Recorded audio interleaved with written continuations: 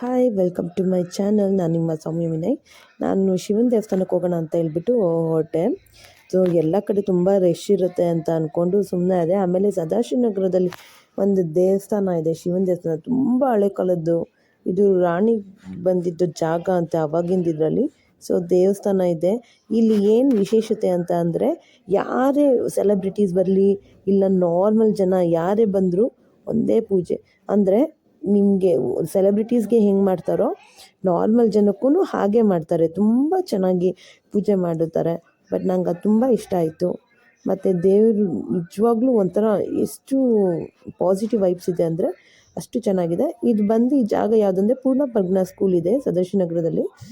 So ಅದ್ರ ಪಕ್ಕನೇ ಇದೆ ದೇವಸ್ಥಾನ, ಯಾರು ಬೇಕಂದ್ರೂ ಹೇಳ್ತಾರೆ. ಸೊ ಪೂಜೆ ಎಲ್ಲ ಮುಗಿಸ್ಕೊಂಡು ಕೆಲವರು ಅಭಿಷೇಕಗಳೆಲ್ಲ ಮಾಡ್ತಾರೆ, ಅಲ್ಲೇ ಇಟ್ಟಿದ್ದಾರೆ. ನೀವು ಮಾಡೋರಿದ್ದರೆ ಮಾಡಿ ಅಂತ ಹೇಳಿಬಿಟ್ಟು ನಮ್ಮ ಅಣ್ಣನ ಮಗಳು ಏನೋ ಕೇಳ್ತಾ ಇದ್ದಾಳೆ. ಸೊ ನಮ್ಮ ಮಗ ನೋಡಿ ಅಲ್ಲೇ ಇದು ಮಾಡ್ತಾಯಿದ್ದೆ ನೋಡಿ, ಹಾಲು ಹಾಕ್ತಾರೆ.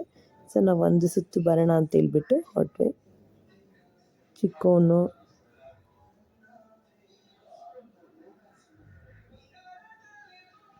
ನಮ್ಮಮ್ಮ ಇದು ಮಾಡ್ತಾ ಇದ್ದಾರೆ, ಅಂದರೆ ಅವರಿಬ್ಬರನ್ನ ಕರ್ಕೊಂಡು. ಸೊ ಇಲ್ಲಿ ಒಂದು ಶಿವಂದು ಪೂಜೆ, ಸ್ವಲ್ಪ ದೀಪ ಹಚ್ಚೋರು ಅಲ್ಲಿ ಹಚ್ತಾರೆ. ತುಂಬ ಚೆನ್ನಾಗಿ ಇದು ಮಾಡ್ತಾರೆ. ನಂಗೆ ತುಂಬ ಖುಷಿ ಆಯಿತು.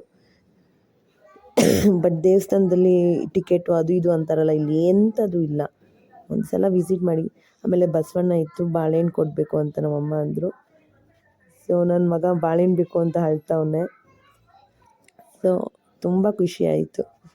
ನೋಡಿದ್ರಲ್ಲ ಫ್ರೆಂಡ್ಸ್, ಈ ವಿಡಿಯೋ ಇಷ್ಟ ಆಗಿದೆ please like and share, comment.